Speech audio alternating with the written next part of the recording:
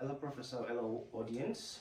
My name is Ayodiji Akiala, and I want to look at the key concept in international relations, and that would be the concept of state and power.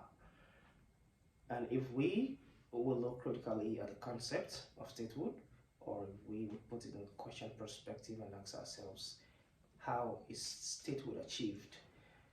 Then we need not look any further than the Montevideo Convention of 1933, where and when a requirement for legal statehood are listed as a primary population, a defined territory, government, and the ability to enter into relations with other states.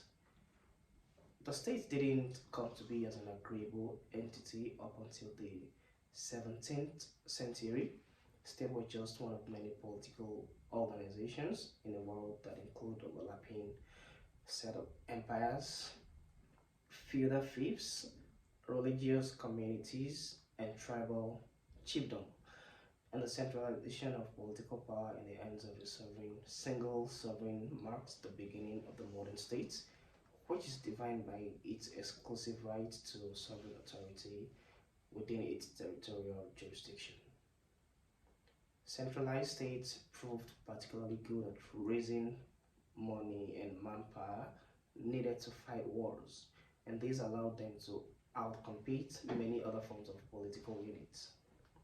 We can then look at the Peace of Westphalia, which came to be in the year 1648, and this formalized several aspects of sovereignty and statehood, including the ruler's right to determine the domestic systems of his or her state, the legal equality of all states, particularly their right to non-intervention. In the 20th century, statehood reached its apex when power and number of states in the world were boosted by total war and decolonization. We can then go on to consider the concept of sovereignty, and by sovereignty, what do we mean? Would say it's just the defining principle of statehood, and it has two main principles. The first one being the idea that states should not be subject to any foreign power, and the second one would mean the idea that state is the supreme authority within its jurisdiction, its territorial jurisdiction. The rise of sovereignty as an organizing principle in international society, however, did not go unchallenged.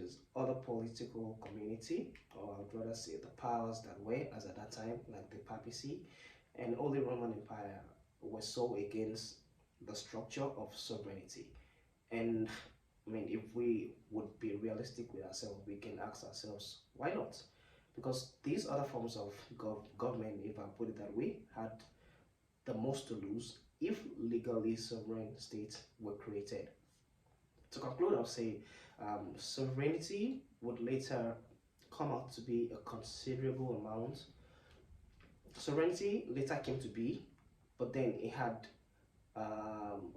it gone by because there was so much bloodshed, there was so much struggle that went into the actualization of sovereignty. And then we can look at one of the many wars that was fought in Europe, the religion war of Western Europe is one of the key points of the many struggles, the many bloodshed that happened for sovereignty to actually occur as an entity today. Thank you.